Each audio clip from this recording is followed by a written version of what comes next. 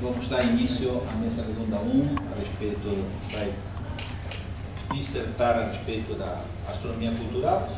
E eu tenho o prazer, então, de apresentar nossos convidados aqui, o Luiz Paulo de Carvalho Piazzi, da ELAC da Universidade de São Paulo, com uma trajetória que começou na física e doutorado em educação, e atualmente desenvolvendo projetos que são estão na interface até com as artes, e que vamos ouvir da própria boca dele a sua visão do problema cultural da astronomia. E ao seu lado, o nosso velho conhecido, o Luiz Carlos da Felícia, agora professor aposentado da Federal do Rio Grande do Norte, e também com uma trajetória esdrúxula, né? Não somente começou nas ciências duras, mas também fez o doutorado, e até pós-doutorado em Cambridge, até decidir que seus interesses iam para o lado da antropologia cultural, do ensino e tudo mais.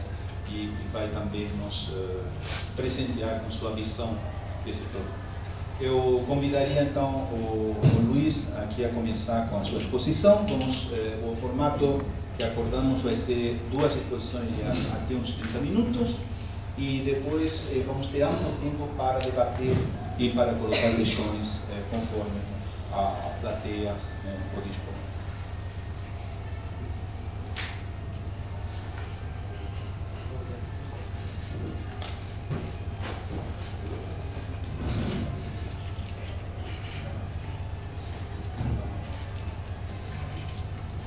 Bom, boa tarde. Então, como o professor já falou, eu sou professor da USP Leste, né, que é um campus da USP mais periférico, lá da capital. E lá a gente trabalha com essa conexão educacional entre produtos de mídia, indústria cultural e os seus desdobramentos educacionais. Astronomia é uma parte importante do meu trabalho, não é todo ele, eu vou até comentar rapidamente, mas certamente é talvez o mais importante deles. E o que eu vou apresentar aqui, eu vou só trazer alguns pontos sobre as relações entre astronomia e indústria cultural.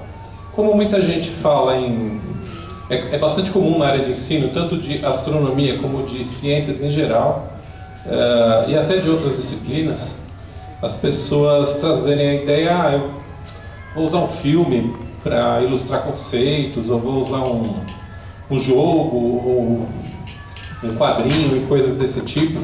E eu tenho me debruçado um pouco sobre essas questões, de que maneira e quais as consequências dessa dinâmica que as pessoas muitas vezes têm a tendência de trazer, até com um olhar crítico sobre essa perspectiva. Bom, eu vou começar rapidamente falando o que vem a ser a indústria cultural, né? A indústria cultural ela vai se estabelecer praticamente ao longo do século XX, já tem o início no século XIX, na segunda Revolução Industrial, mas basicamente é você converter artefatos e práticas culturais em mercadoria. Mercadoria que possa ser, portanto, vendida e gerar lucro. Talvez o maior gerador da indústria cultural, caso emblemático, seja os Estados Unidos, que exportam a sua indústria cultural para o mundo todo, mas nós também, né? O Brasil também é bastante forte na área de indústria cultural, na verdade, né? Uma abordagem crítica da indústria cultural, ela tem que partir de um conceito ou uma perspectiva possível de viés marxista, é você trabalhar pelo viés do fetichismo da mercadoria. O que é o fetichismo da mercadoria? É você considerar a mercadoria não pelo seu sentido, ou objeto, pelo produto cultural, não pelo seu sentido, mas pelo seu valor como consumo imediato e efêmero, rápido. Apenas pelo valor de ter e não pela experiência que ele proporciona, né? E isso é o que se chama de alienação do sentido, tá? Então, essa questão muitas vezes não é considerada quando as pessoas propõem trazer produtos da indústria cultural para uma situação de educacional, né? Para uma situação, por exemplo, ou de sala de aula, ou de divulgação científica, ou qualquer coisa assim, educação não formal. Aqui, no fundo, eu tenho a imagem de um jogo, de um videogame, que se chama Doom, é o Doom 3. Custa R$ 159,00 o CD, se vocês quiserem comprar, já que a indústria cultural é transformar tudo em mercadoria, não é? Então, ele é uma experiência de lazer, de entretenimento, mas ele também é um produto, uma mercadoria. E não dá para negar que ele proporciona um certo tipo de experiência. Ou seja, pode até ser efêmero e superficial, mas propõe uma experiência. E nessa experiência, dependendo do tipo de videogame que você... Tem videogames de várias temáticas, não é? Esse aqui, no caso, se passa em Marte, né? O cara está ali em primeiro plano, né? Porque é um jogo desses de primeiro plano, com uma arma, atirando num lugar que a superfície tem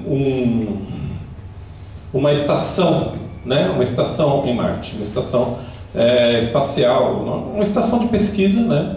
E ela é, bom, enfim, contaminada por seres sobrenaturais, uns diabólicos e tudo, coisa e tal. O que você já percebe ali no ambiente é interessante, porque você pode questionar. Talvez o cara que joga ele não se questione, porque, bom, é Marte ou não é Marte, tanto faz. O que eu tenho é que matar os capetinhos e tudo bem. É isso que interessa. Mas a gente que tem esse olhar mais de cientista um pouco e acaba tendo uma certa fixação pela coisa, fala, pô, mas Marte, né? Pô, daria para explorar essa coisa da estação, né? Da estação de pesquisa em Marte. Como seria uma estação de pesquisa? Quais as condições, né, que poderiam existir num ambiente como esse? Por exemplo, uma coisa que já fica de imediato ali é aquelas chamas ao fundo, que evidentemente não seriam possíveis na atmosfera marciana quando você chama, porque você não tem oxigênio ali, né, para produzir aquele fogo e coisa e tal. É uma coisa que talvez pudesse levar a algum tipo de problematização, né? Mas aí você fica pensando, bom, de repente tudo isso é bobagem, porque a gente tem que trabalhar com astronomia mesmo, com coisas do conteúdo e deixar essas coisas comerciais de lado, porque isso daqui, na verdade, no fundo, o pessoal só quer jogar mesmo, não está interessado no conteúdo de astronomia e acabou. Isso daí é uma mercadoria e fim de papo. Então, para exemplificar, eu quero dar um outro exemplo de mercadoria ligada à astronomia e à educação em astronomia, que é este livro, A Breve História do Tempo, né? Ele custa R$ 39,90 na Cultura. Teve um cara que fez uma brincadeira, um matemático, Jordan Ellenberg, da Universidade de Wisconsin. Ele pegou o Kindle, o sistema do Kindle, e foi ver quais livros que as pessoas de fato liam até o fim, ou qual a porcentagem do livro que as pessoas liam uma vez adquirido o livro. Claro que aí a versão e-book, né? Não dá para ele fazer isso no livro real, né? Ele até diz que é uma coisa apenas para entretenimento que ele fez, só para fazer um teste, né? Olha lá, o do Stephen Hawking, vocês estão vendo ali, ó, é o quarto, 6,6%. Em média, as pessoas leem 6% do livro, 20 páginas, ou talvez menos, né? A Hillary Clinton está pior, porque o pessoal só lê o livro 1,9%. Mas, pô, para que o cara compra o livro, então? Por que a pessoa compra o livro A Breve História do Tempo para ler apenas 6% dele? Porque ele também é uma interpretação possível. Ele também tem um valor simbólico. Assim como outras mercadorias, é importante mostrar, de repente, andar com ele debaixo do braço. As pessoas, nossa, ele está lendo Stephen Hawking, é legal, muito legal, né? Bacana e tal. Só que, será que as pessoas leem? E se leem, entendem, se apropriam? Então, qual é a relação das pessoas com conhecimento num universo de indústria cultural como o nosso? Então, não é uma questão de ser videogame ou de ser um livro de conteúdo realmente, mas é mais a questão de como que as pessoas se relacionam com aquele produto cultural. Compreende o que eu estou querendo dizer? Então, a astronomia ela é vendida. E ela é fácil de vender, porque as pessoas gostam dos assuntos, não é? Por exemplo, no Netflix você tem lá o Cosmos, né? O Cosmos, agora a nova versão do Cosmos, né, com o Neil deGrasse Tyson, é extremamente bacana, super bem produzido, interessante, tem coisas, imagens interessantíssimas e atraentes. Ele tem todas as características de qualquer produto da indústria cultural, ser atrativo, né? E ele tem estrelas também, pop stars, né? O Neil deGrasse Tyson, ele é um popstar da ciência, assim como também é o Stephen Hawking, né? Foi a mídia que construiu essa imagem. Não estou negando a qualidade dos cientistas, não é isso. Estou dizendo a imagem que a mídia constrói deles, que de repente tem pouco a ver com a pessoa real e tem pouco a ver, por exemplo, com outros cientistas que também são maravilhosos e que não têm o mesmo perfil midiático ou a mesma inserção na mídia. Então, sim, é uma mercadoria, custa R$19,90 por mês, mas aí você tem várias coisas para ver, não tem só o Cosmos, não é? Então, primeiro ponto, as pessoas gostam de astronomia. Astronomia é uma coisa que é fácil de vender para as pessoas, nesse sentido superficial, das imagens, das figuras, das coisas impressionantes.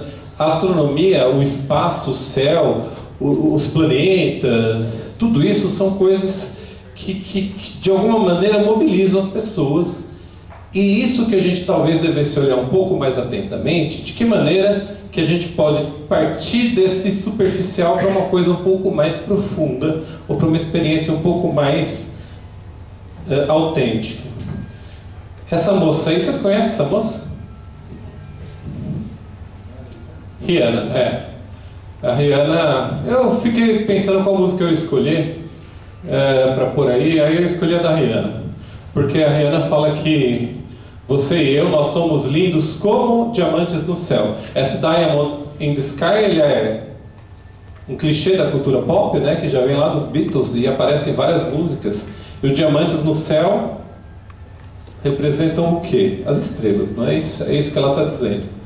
E aí quando você pega toda a parte de publicidade, da música e tal, você vê que sempre tem essas referências às estrelas e tudo mais.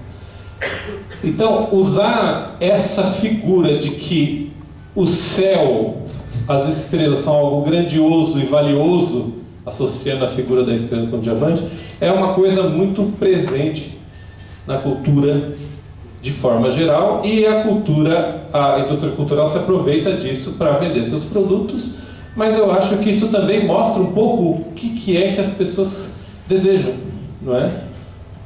Bom, a crítica da cultura, ela pode se fundamentar em várias linhas. A gente tem trabalhado com a linha dos estudos culturais, da crítica da cultura, que tem uma orientação marxista, e que também pode ser, do lado do ponto de vista educacional, fundamentada em grandes educadores como Paulo Freire, não é? Que propõe uma leitura do mundo precedendo a leitura da palavra, não é? Você ter uma relação com o mundo e não simplesmente uma relação mecânica com a palavra, que é justamente a questão que ele propõe, que é justamente o fundamento de tudo que eu estou dizendo. A relação é mecânica ou a relação é verdadeira com as coisas, com os símbolos, com os signos do mundo, né? O George Snidersky trouxe essa questão da mídia, mas em particular com a questão dos jovens e de como que eles se relacionam com os produtos midiáticos. E o Douglas Kellner, que é um grande estudioso da cultura das mídias e que se baseia muito em Paulo Freire para fazer as suas análises dos produtos culturais.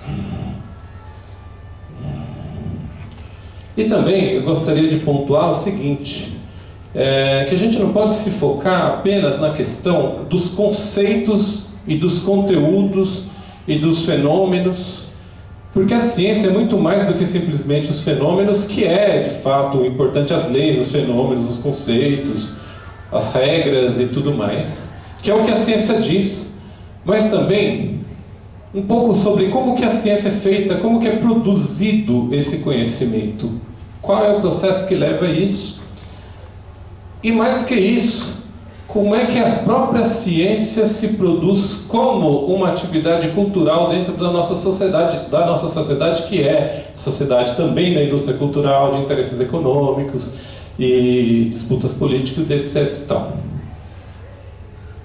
Falando em termos simples, o que a ciência diz, como a ciência é feita e para que ela serve.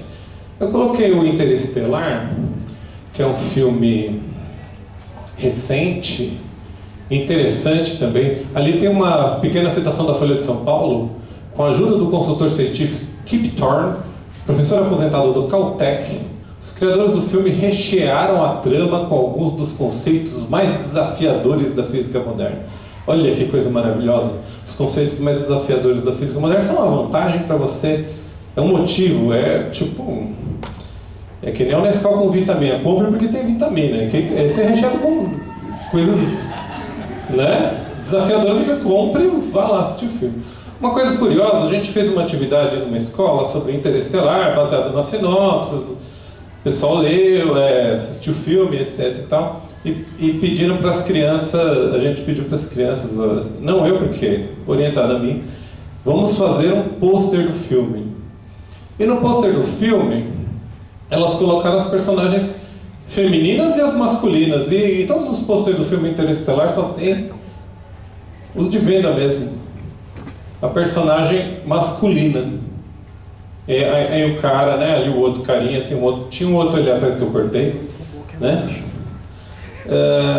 Esse é um outro ponto que tem a ver com a questão de para que a ciência, como a ciência é feita, né? Por exemplo, como que eu associo a ciência com questões sociais? Eu vi trabalhos interessantes ali fora, falando sobre questões de gênero e como incentivar as meninas na carreira de científica. Certamente o Interestelar, se você assistir o filme, você vê que, nossa, a cientista realmente mais importante é a filha do cara, é a mulher. E ela não aparece nos pôsteres, né? Isso é um ponto interessante. Que ideia de ciência ou de quem é o protagonista, ou de quem é importante, isso passa para as meninas, por exemplo, não é? Esse é um dado da indústria cultural muito importante, tá? E aí isso me faz lembrar do Contato, né? O filme Contato, que é um clássico, já tem aí então, quase 20 anos, que tem a Jodie Foster como protagonista. Ela é uma astrônoma, na verdade ela é uma astrofísica que busca fazer aquele trabalho SET, né? Busca de vida e inteligência extraterrestre por meio de ondas de rádio, através de radiotelescópios ali, o Very Large Array americano, e que é baseado num romance do Carl Sagan, né? Duas coisas eu gostaria de falar a respeito disso. Primeiro, as críticas, as análises que se faz dos filmes e de outros produtos culturais, mas em particular os filmes são talvez a ponta mais visível. Essa pesquisadora, Eva Flicker, que essa coisinha branca aí ela analisou filmes de ficção científica para ver de que maneira as mulheres cientistas são retratadas, não é? E, bom, de todos os filmes que ela analisou, o Contato era o que era menos desfavorável a figura feminina dentro da ciência. Não tinha um favorável, tinha um menos desfavorável, né? Porque só tem ela de personagem feminina, ela é tratada como louca, e tem mil questões ali que você pode olhar no filme e falar, nossa, mesmo esse que seria o filme um pouco mais, né, menos ruim, ele tem várias coisas. Talvez o romance seja um pouco melhor nesse sentido, porque ele vai retratar toda a trajetória da personagem e os embates que ela tem, então vai expor mais claramente esse problema.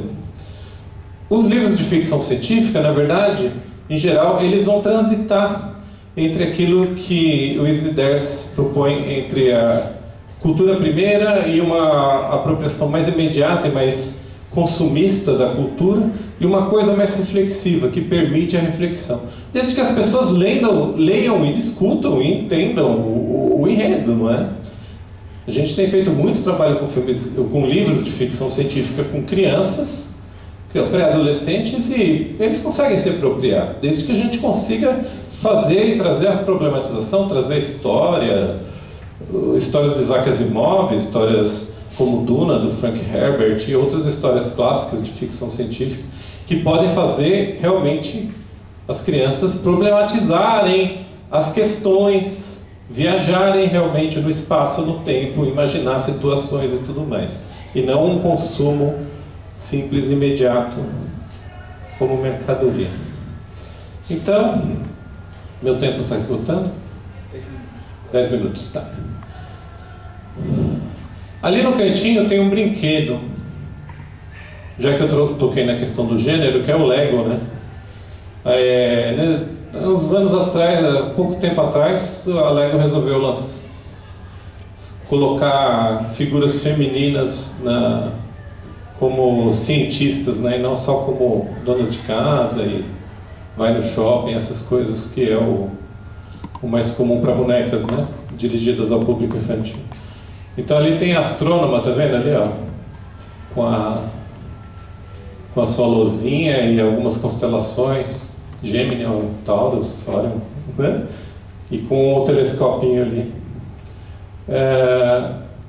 A questão que eu queria colocar é o seguinte: o trabalho pedagógico, né, ou o trabalho didático, a intervenção didática, o papel do educador, não só do professor, mas do educador de forma geral, porque não precisa ser necessariamente um professor da sala de aula, mas pode ser um educador, o pessoal, os educadores de um museu, ou de um planetário, ou de um parque, ou de qualquer situação de educação formal ou não formal. Ele pode sim se apropriar desses elementos da indústria cultural, por exemplo, este brinquedo, e quando ele faz isso, isso é a função didática. Ele está mudando a relação normalmente do dispositivo para o público numa relação de entretenimentos e mensagens que foram pensadas e concebidas pelo produtor daquele produto cultural, pela indústria, por exemplo, pela Lego, que podem ser boas ou ruins, não importa. Aqui da Lego você fala, nossa, que legal, a Lego fez isso. Mas qualquer objeto cultural é passível de crítica, é passível de formulação, é passível de questionamento. E é justamente nesse ponto que cabe ao educador pensar, reformular, às vezes se contrapor àquilo que o produto cultural está dizendo, colocar em pauta, colocar as crianças para questionar aquilo que está sendo retratado ali. E aí você, em vez de ter uma relação linear ali, você passa a ter o triângulo, o famoso triângulo didático, né? Onde que aquela relação, aquela flecha de cima, é justamente o trabalho didático.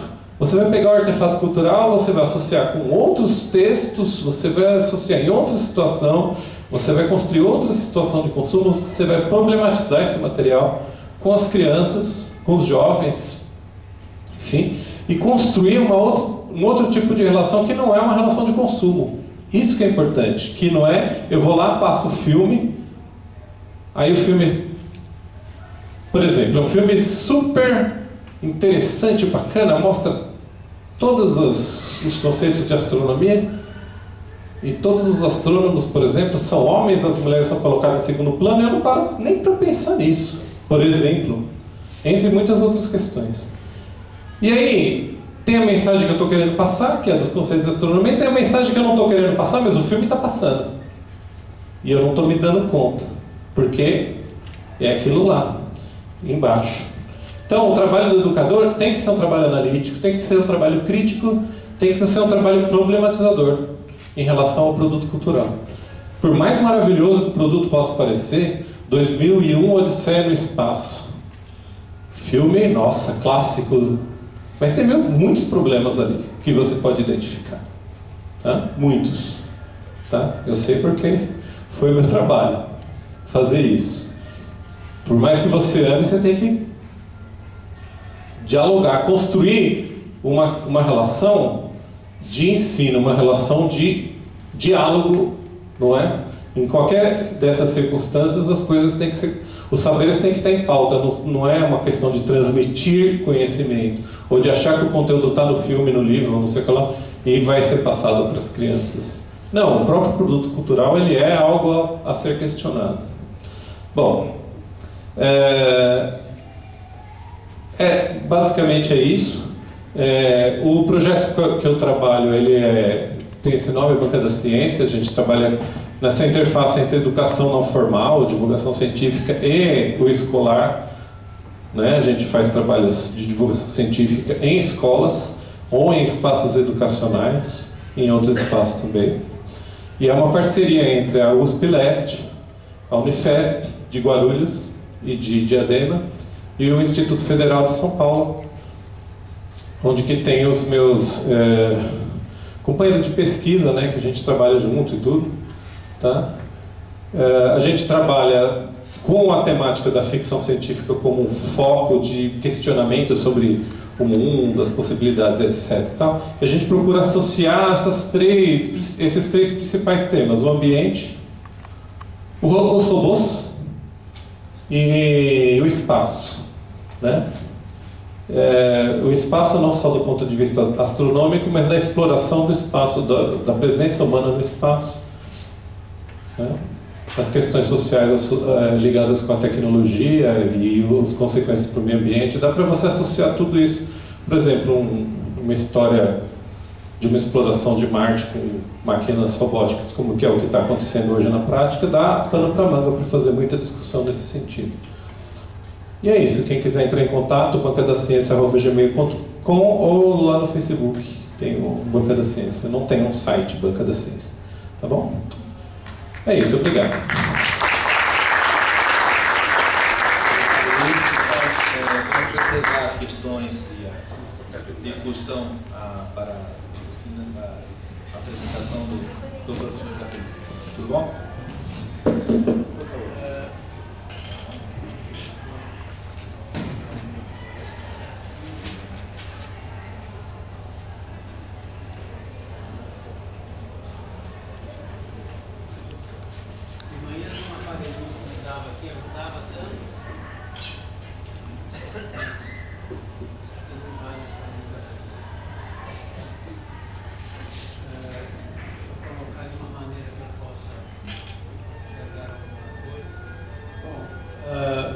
Primeiramente, boa tarde, é um prazer estar aqui com vocês.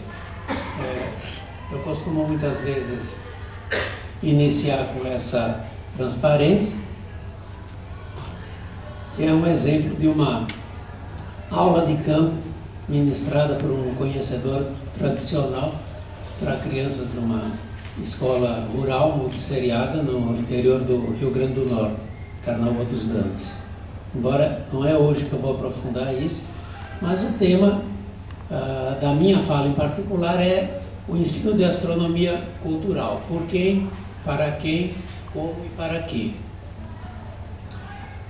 Antes um comentário. Esse trabalho que eu estou apresentando aqui, na verdade, eu apresentei na mesa redonda perspectivas transdisciplinares em astronomia cultural, que teve em outubro do ano passado. Foi um encontro internacional promovido pela Sociedade Interamericana de Astronomia na Cultura, que reuniu pesquisadores em astronomia cultural. Então é um público bastante distinto. Inclusive acho que não tem ninguém aqui que estava naquele encontro, até onde eu sei. Por outro lado, é um tema pertinente para esse público aqui também, embora por um outro viés. Então pode ser que às vezes aqui eu vá chamar a atenção muito para um certo tipo de profissional, porque eu estava pensando no pesquisador em astronomia cultural, mas se aplica ao educador em astronomia com certeza. Bom, então nessa apresentação eu vou abordar alguns aspectos relacionados à interface antropologia e educação. Eu vou comentar sobre a inadequação das denominações de área e das pedagogias habituais e os riscos consequentes disso, para a habilitação dos professores e dos formadores desses professores. Para a legislação brasileira, eu vou brevemente mencionar algo sobre isso e o futuro do ensino da astronomia cultural na educação básica, e comentar também brevemente hoje a abordagem antropológica na educação ambiental e no ensino de astronomia e de astronomia cultural. Então, a diferença é uma diferença grande. Ensino de astronomia é um ponto, ensino de astronomia cultural é outro ponto. Então, astronomia cultural, entre aspas, antropologia, educação, astronomia. Eu vou comentar aqui o que tem sido determinante na pesquisa em astronomia cultural é o adjetivo, cultural. A astronomia, do jeito que a gente entende, do jeito que ela é praticada hoje, pode estar ausente desse estudo. Cultural é que é relevante.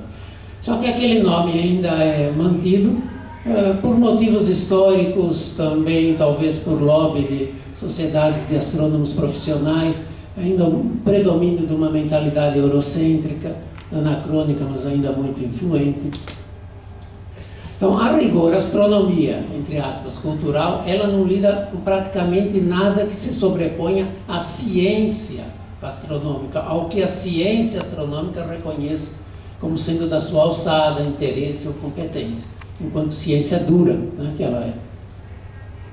Então, nessa mistura, entre aspas, disciplinar, a astronomia tem desempenhado um papel acessório e muitas vezes, inclusive, dispensável.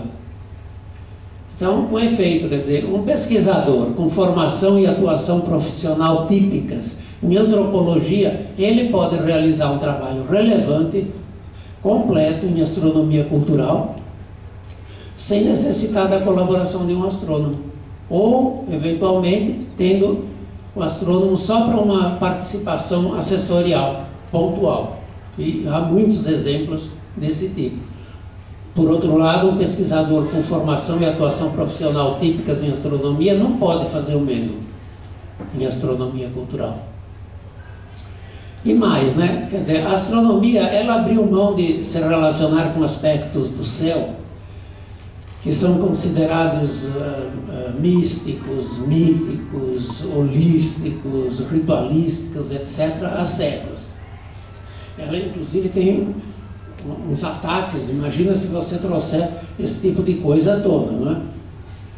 Mas acontece o seguinte: esses são os aspectos centrais do trabalho em astronomia cultural, são exatamente esses.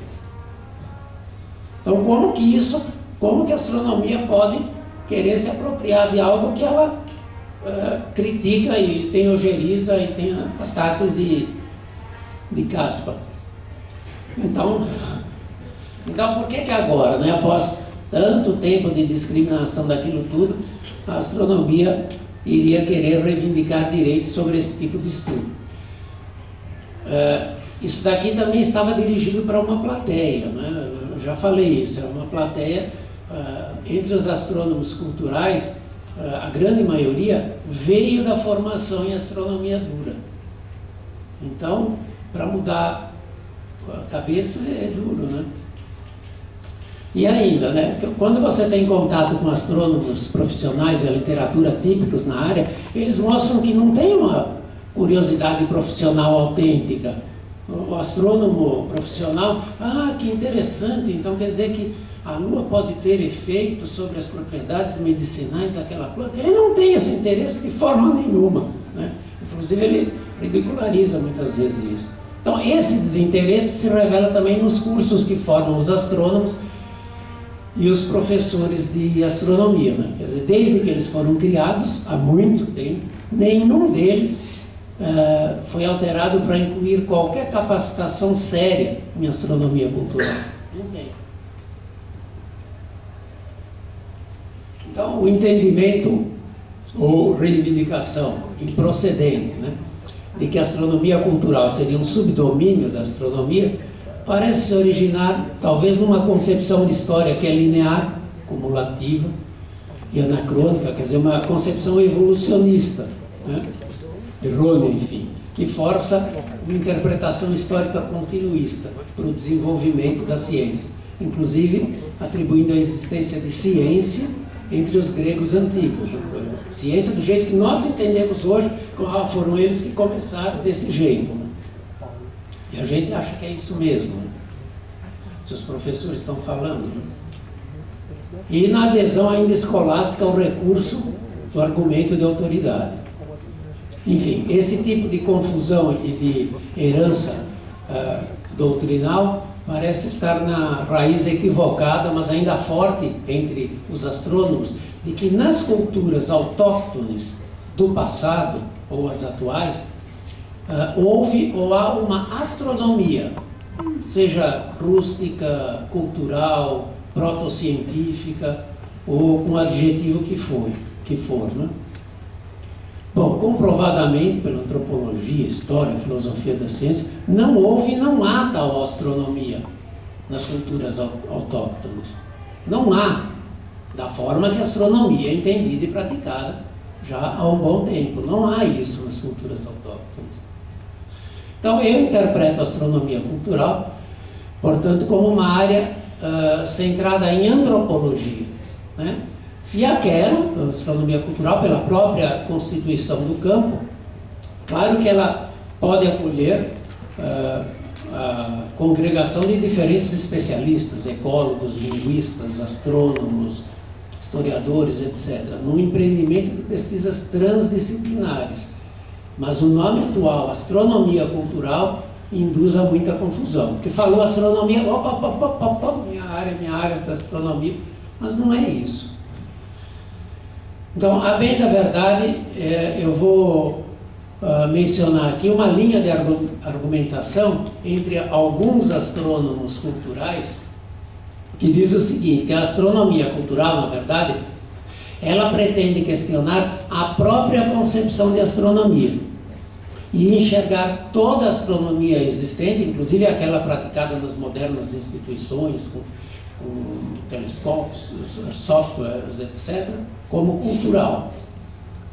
Então, dessa perspectiva, né, os defensores acreditam que essa operação de ressignificação daquele termo, em princípio, relativizaria a pretensão da astronomia de caracterizar a astronomia cultural como um subdomínio seu. Antes, seria a astronomia cultural que estudaria a astronomia numa perspectiva antropológica. Então, imagina os astrônomos sendo estudados na perspectiva antropológica, né?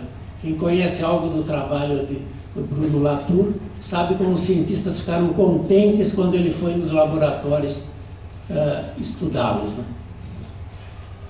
Então, essa linha de pensamento, que é procedente, naturalmente, mas ela não é consensual e não é nem majoritária, na verdade, entre os atuais pesquisadores em astronomia cultural. Então, na minha opinião, essa área está num momento de redefinição da sua identidade acadêmica,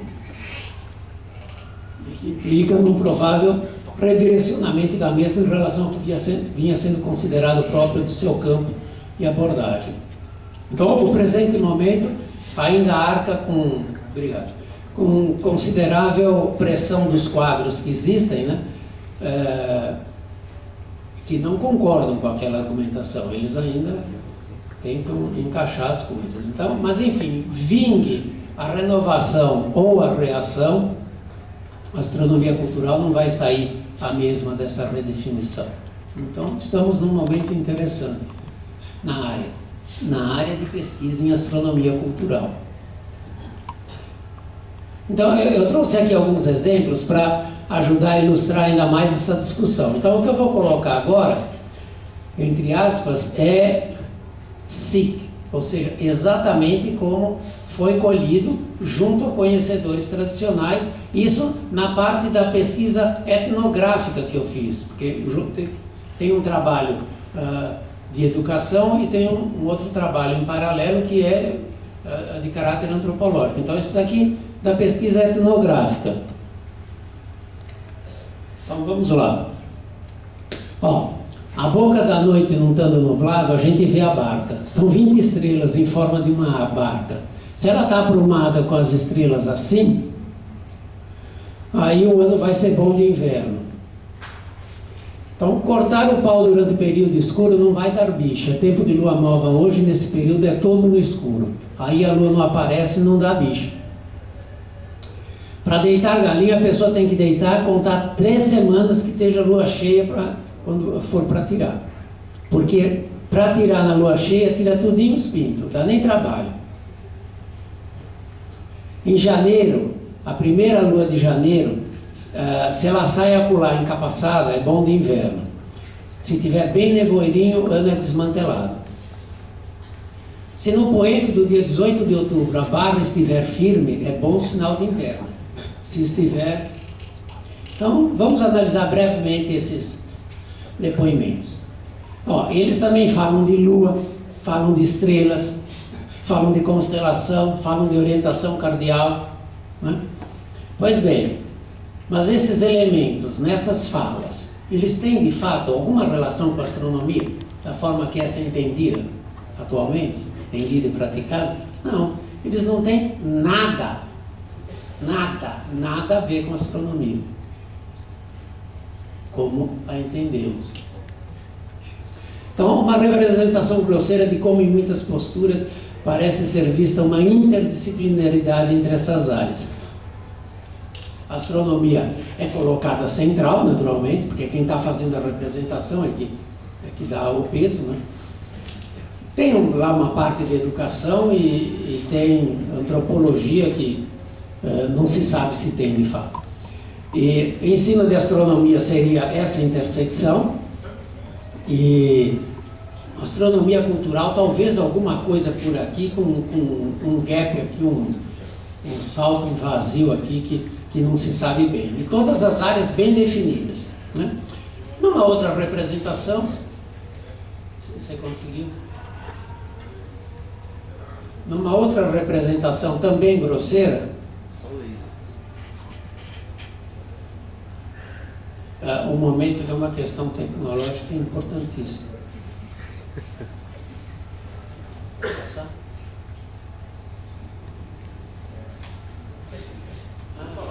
Sim, era só o laser. Também numa outra representação também grosseira, como eu acredito que já acontece ou poderia acontecer uma transdisciplinaridade entre as áreas. Então, primeiro, as áreas com fronteiras abertas, na verdade difusas e abertas. E aqui estão representadas essas áreas, mas tem outras áreas que poderiam estar, mas sobrecarregar é desnecessário. Fronteiras abertas, a astronomia não tem centralidade, a centralidade está igualmente dividida, digamos, entre uma educação ambiental e antropologia, e tem astronomia ali, e aqui, como um subdomínio da antropologia, está a astronomia cultural, ou melhor, a astronomia cultural, né? Esses daqui seriam trabalhos em astronomia cultural e em astronomia cultural, que pode ter uma sobreposição com conteúdos de astronomia totalmente, parcialmente ou nenhum, e ainda assim ser em astronomia cultural. E aqui estaria uma área, digamos, de educação em astronomia cultural, que evidentemente tem muito mais de educação e de antropologia do que de astronomia. Ou seja, não estou excluindo a astronomia, mas é um olhar numa perspectiva completamente incomum para a maioria. Então, o ensino de astronomia cultural. Então, antes da gente começar essas reflexões, caberia perguntar, a gente deve se preocupar com o ensino de astronomia cultural? Aqui eu vou supor que sim, eu vou argumentar que essa deve ser uma preocupação central, não só de educadores, mas também dos especialistas em astronomia cultural, que era a quem eu me dirigia naquele encontro. Mas eu vou alertar para um sério problema hoje. Quer dizer, quem é que tem habilitação para fazer a transposição didática da astronomia cultural para a educação básica? Então, ensino de astronomia cultural para quem ou para quê, né? Então, para mim, por trás do para quê, está escondido para quem? Afinal, para quem trabalhamos, de fato, enquanto educadores? Para formar para o mercado de trabalho? Né? Para ajudar a manter tudo como está? Ou para formar quem possa mudar o quadro de desigualdades e exclusões observado? Então, aqui, em coerência com o meu trabalho em educação, eu falo desde uma perspectiva comprometida com um ideal de emancipação social, que possa, espera-se, prover a base formativa apropriada para a participação cidadã transformadora de que necessitamos. Então, desde essa perspectiva, o ideal seria que a astronomia cultural fosse trabalhada com todos os alunos da educação básica. 10. Por quê? Uma resposta sintética, porque no mundo atual de multiculturalidades e diversidades explicitadas e reivindicantes por um lado, e por outro, de incompreensões e xenofobias etnocidas, ter a oportunidade de conhecer melhor o outro, sua visão de mundo, sua alternativa à construção de significados, seus valores e vivências, pode fazer a diferença, porque nos falta para encontrar uma perspectiva mais assertiva na interpretação da nossa contemporaneidade e na construção de um caminho que nos leve a superar nossa atual crise civilizatória. E o ensino de astronomia cultural, se realizado com esses objetivos em mente, ele é muito propício para nos conduzir com acerto a esse tipo de conhecimento de um outro e às transformações de acolhimento de diversidades e inclusão subsequentes. Então, o ensino de astronomia cultural, por quê? A gente considera alguém que tem uma formação e atuação profissional típicas, em história, por exemplo, habilitado para ensinar física, ou quem tem essa formação em física para ensinar biologia? Não. Certamente não. E o especialista típico em astronomia deveria ser considerado capacitado para ensinar astronomia cultural? Não, certamente não. Então, o astrônomo típico, ele não tem formação, nem experiência, nem convive num meio profissional receptivo para isso. Então, por outro lado, a gente sabe, tanto da prática como de acordo com a lei, que o profissional habilitado para ministrar astronomia na educação básica, ele cursou pedagogia ou uma licenciatura em geografia, ou em física, ou em ciências biológicas, ou o que for. E mais, né? A gente sabe como que esses profissionais são formados e o que eles lecionam e como lecionam. Então, professores de astronomia costumam ser formados por físicos ou astrônomos, que são profissionais em ciência dura e que, em geral, compactuam da crença que para ensinar bem um conteúdo, basta você saber bastante aquele conteúdo, né? Bom, isso claramente é uma meia-verdade, né? Porque o domínio do conteúdo específico é condição necessária, mas não suficiente para o seu ensino com competência pedagógica. Mas com frequência aquilo é encarado como uma verdade inteira e única, né? Então a pedagogia, entre aspas, decorrente dessa visão educacional, costuma ser desastrosa e muito contraindicada, inclusive para o ensino de ciências, mais ainda se for para o ensino de astronomia cultural. E uma decorrência dessa visão é uma formação conteudista, na qual as humanidades, se possível, elas são totalmente excluídas, né? Então, os professores de astronomia, como ainda são formados, eles não estão preparados para lecionar astronomia cultural. Ou, se quisermos que eles estejam habilitados também para tal ensino, é preciso revermos a formação teórica e prática que eles recebem, né? Então, de início, seria necessário que os professores formadores reelaborassem suas mentalidades. Estamos no terreno, no mundo da utopia, né? Que os professores formadores reelaborassem as suas mentalidades, em seguida o currículo para o campo transdisciplinar, que é a astronomia cultural, introduzindo disciplinas com atividade de campo em antropologia, que eu considero que é insubstituível, e criando uma interação regular com antropólogos, né? Em suma, o astrônomo não tem formação nem experiência nos conceitos, métodos, práticas e visão do campo científico característicos da antropologia, como seria necessário para o entendimento e abordagem condizente com o que envolve o trabalho em astronomia cultural. O antropólogo, contrariamente ao astrônomo, ele é formado para aprender a relativizar, a rever seus pressupostos culturais, axiológicos e ontológicos, a reelaborar a sua concepção de um outro, né, sem tentar enquadrá-lo num referencial universalizante, e a conviver constantemente, digamos, com a transitoriedade da sua zona de conforto epistemológico. Então, o antropólogo, em princípio, estaria melhor preparado para exercer o magistério em astronomia cultural. Mas só em princípio, na prática isso não ocorre, porque o antropólogo ele costuma ser tão especialista e focado apenas no seu objeto específico.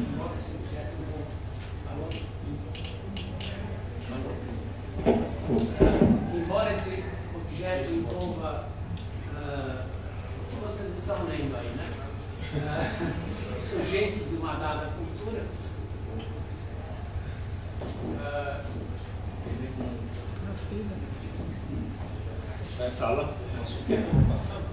Não, é que não dá, tem que ser uma que a própria pessoa. Ó, pessoal, eu vou levar, eu vou cantar para vocês agora. Então o astrônomo agora ficou muito melhor agora, né? Então ele tem o comportamento dele não difere significativamente daqueles do colega astrônomo físico. Quer dizer, por incrível que isso possa parecer, que você esperaria dele um outro ethos, não é? Por ser de uma área de humanas. Não, mas ele pode ser tão bitolado e acadêmico e fechado no pior sentido quanto o físico. É estranho isso, mas é assim. Bom, ok, quase. Mas enfim, supondo que a astronomia cultural tem todo o merecimento e a necessidade de ser lecionada ao longo de toda a educação básica. Então, quem que está habilitado a lecioná-la? Até o momento parece que ninguém. Então, o antropólogo, contudo, ele, ainda que sofrendo dos mesmos vícios academicistas habituais, e não sendo habilitado em educação, para ir ensinar diretamente para os alunos da educação básica, em princípio ele teria perfil e experiências ideais para formar o professor formador. A gente pode imaginar um grupo de astrônomos sendo formados por antropólogos, né? Ou de físicos. Então ele poderia formar o professor formador dos futuros professores de ciência e astronomia da educação básica nos cursos de pedagogia e nas licenciaturas específicas. Aqui, um parênteses, né? Quer dizer, isso se você considerar que é o professor de ciências naturais